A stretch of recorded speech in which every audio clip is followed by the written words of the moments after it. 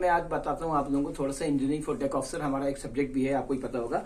देखिए मुश्किल नहीं है कुछ भी अगर ठान लीजिए, मुश्किल नहीं है कुछ भी अगर ठान लीजिए, दिल चीज किया है आप मेरी जान लीजिए, रंग लाती है ही ना पत्थर पे पिस जाने के बाद। देखिए मैं आपको कुछ चीजें इंपॉर्टेंट बताऊंगा कि दुनिया में बड़े बड़े केसेस हुए हैं। क्या क्या केसेस हुए हैं कि मतलब रिसेंटली के जहाज का जो शिप स्टाफ था उसने बाईपास कर दिया, और क्या क्या ऑयली वाटर सेपरेटर को बाईपास कर दिया, और डिस्चार्ज जो है अपना ये तेल और बिल्डिज वगैरह समझ गए ना इलीगली किया। उससे क्या होता है, जेल होती है।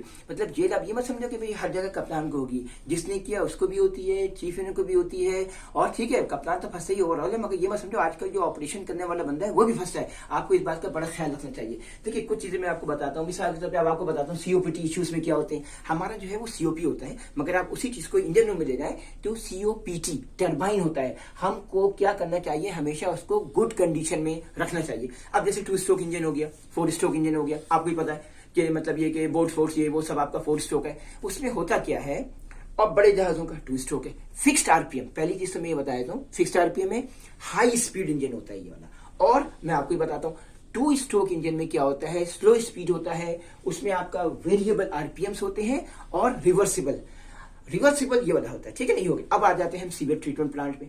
सीवेज ट्रीटमेंट प्लांट भी होता है, सीवेज होल्डिंग टैंक्स भी होते हैं। हमारे दुनिया में बहुत से एरियाज हैं, स्पेशल एरियाज हैं फॉर द सीवेज, बाल्टिक है, अंटार्कटिक है। अब आपका इसमें देखिए ब्लैक सीवेज भी होता है, और दूसरा सीवेज आपका ग्रे होता है। अब ग्रे सीवेज जो होता है आपका टॉयलेट्स वगैरह में, जैसे वॉशरूम्स का सेवन और ये सब होता है, वो सब आपका ग्रे सीवेज में हो जाता है। और जो टॉयलेट्स वगैरह जो हम लोग करते हैं, यूरिन्स वगैरह, ये सब शीट्स वगैरह, ये आपका ब्लैक में आ जाता है। मगर जब आपको एक चीज बता दूं, ये जो अंटार्कटिका ये जो है बहुत ही खास जगह है, यहाँ पे आपको तो ब्लैक एंड ग्रे कुछ भी करने की इजाजत नहीं है। ठीक है, ये बड़ी इंपॉर्टेंट बात बता रहा हूँ, इसका ख्याल रखना। हमें सीवेज, इसके लिए आपके पास गैमेजिन टैबलेट्स भी होते हैं, गैमेजिन 70 या 700 जो भी है। फिर उसका आपका डोजेज होता है, क्लोरीन का डोजेज होता है, ये सब चीजें, इसका भी ख्याल रखना चाहिए। अब सबसे इंपॉर्टेंट चीज ये है कि आपको ये कब डिस्चार्ज करना है। इसके लिए टैबलेट्स के अलावा आपको होल्डिंग टैंक्स, जहाज पे आपको कभी होल्डिंग टैंक्स में भी आपको अपना सीवेज रखना पड़ता है, इस बात का ख्याल रखना चाहिए। ये 3-4 चीजें मैं आपको बता रहा था। अब मैं आपको बताऊंगा क्लैरिफायर एंड प्यूरीफायर के बारे में, थोड़े जनरेटर के इश्यूज बताऊंगा जो आपको डेक ऑफिसर को पता होने चाहिए। देखिए जनरेटर में इश्यूज में आपको सबसे इंपॉर्टेंट चीज ये है कि आपको lube oil purifier, lube oil filter, और आपको लूब ऑयल्स चेक करना है। अब जैसे एसी वगैरह है, उसकी हम चले बाद में आते हैं, ठीक है ना। उसकी जो आपको गैस वगैरह चार्ज करना जरूरी है, वो आप अपने चीफ इंजीनियर के साथ डिस्कस कर लिया करें। ठीक है, अब हम आ जाते हैं बॉयलर पे। देखिए बॉयलर का सबसे इंपॉर्टेंट चीज होती है फीड वाटर।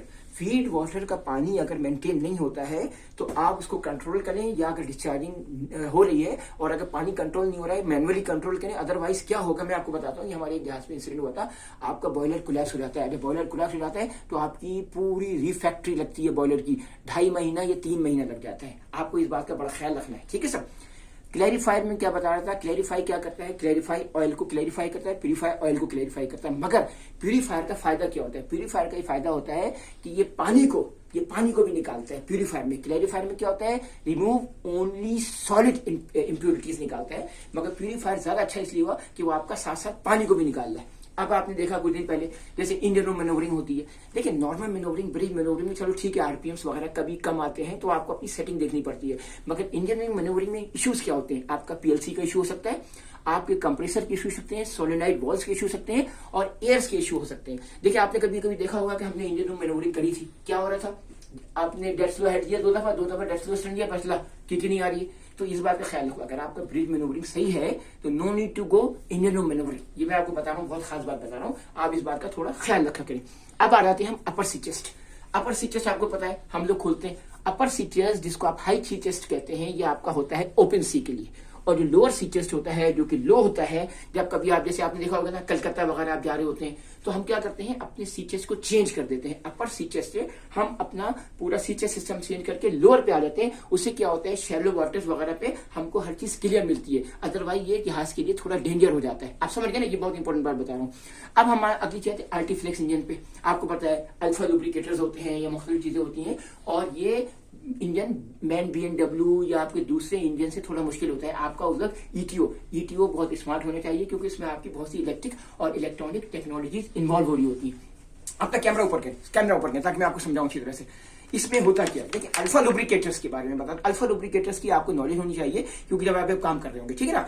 आर्टिफ्लेक्स इंजन, इसका टोटली कंट्रोल जो होता है आपका इलेक्ट्रिक एंड इलेक्ट्रॉनिक से होता है। इसमें पीएलसीज वगैरह का बहुत ज्यादा जिक्र होता है। फिर क्या होता है, इसमें एक फ्यूल पंप होता है जो कि कॉमन होता है। बाकी इंजन में क्या होता है, सब यूनिट्स के लिए अलग फ्यूल पंप्स होते हैं। इसका क्या होता है, इसका एक ही फ्यूल पंप होगा जो कि कॉमन होगा और पूरा इसको कंट्रोल करेगा हर जगह। देखिए आपके हर इंजन का अलग अलग होता है, मगर यहां पर क्या होगा, एक ही फ्यूल पंप जो कि आपके सारे कनेक्शंस एक साथ कंट्रोल करेगा, ठीक है सर। अगली बात पे आते हैं, fresh water generator, chemical cleaning और नॉर्मल क्लीनिंग जिसे कहते हैं, वो दोनों इंपॉर्टेंट है। कंडेंसर इसका चोक हो सकता है, और क्या हो सकता है, एवापोरेटर जो है इसका चोक हो सकता है। 3-4 चीजें मैं आपको ये बताना चाहता हूँ regarding the oily water separator, कि number of seafarers have been imprisoned successfully. क्यों, देखिए अगर आप गलत काम करोगे, कोई भी आके आपका ओडीएमई भी पकड़ सकता है और ऑयली वाटर सेपरेटर भी पकड़ सकता है। आपको इस बात का ख्याल रखना चाहिए कि ये गलत काम करने से पहले अथॉरिटीज 1 मिनट में पकड़ लेंगी, उनका सिर्फ यही काम होता है, पीएससी वगैरह। आपको इस बात का बड़ा ख्याल रखना चाहिए। अपनी NOx file, SOx file, sulphur emission, nitrogen emission, आपको पता है ये सब क्यों बनाया गया था। ये इसलिए बनाया गया था कि खर्चा हो रहा है बेसिकली ओजोन डिप्लेशन। ये दुनिया में जो ओजोन डिप्लेशन है, आपको पता है न्यूजीलैंड ऑस्ट्रेलिया साइड पे ज्यादा है। ये इसको कम करने के लिए, इसको खत्म करने के लिए हमने सल्फर इमिशन और नाइट्रोजन इमिशन बनाया था। अब मैं आता हूं सब अगली बात पे, बॉयलर का।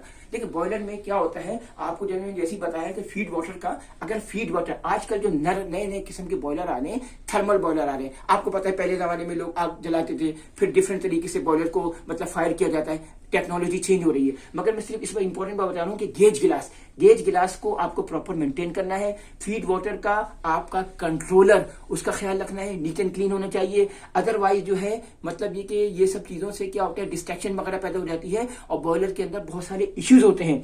मॉडर्न शिप्स में आपको पता है कि ये जो थर्मल बॉयलर वगैरह आ गए हैं, उससे हमको बड़े एडवांटेज हो गए हैं। देखिए इंजीनियरिंग फॉर डेक ऑफिसर्स है, मैं ये बताऊंगा अपने डेक ऑफिसर्स को कि कभी कभी वो इंजीनियरिंग में चले जाया करें, या अपने जूनियर इंजीनियर्स वगैरह से, या 4th ईयर या 3rd ईयर वगैरह से, सब छोटे छोटे टॉपिक्स पर डिस्कस कर लिया करें। उसका फायदा ये होगा कि जब वो एग्जाम्स के लिए जाएंगे, ये छोटे छोटे क्वेश्चन जो होते हैं 2-2 लाइन के होते हैं, हम लोगों के लिए भी मतलब आपको पता हो, ताकि कल जब आप जो है मास्टर में आए तो कम से कम टीफिन से आप सब छोटे छोटे टॉपिक्स पर डिस्कस कर सकें। Thank you sir.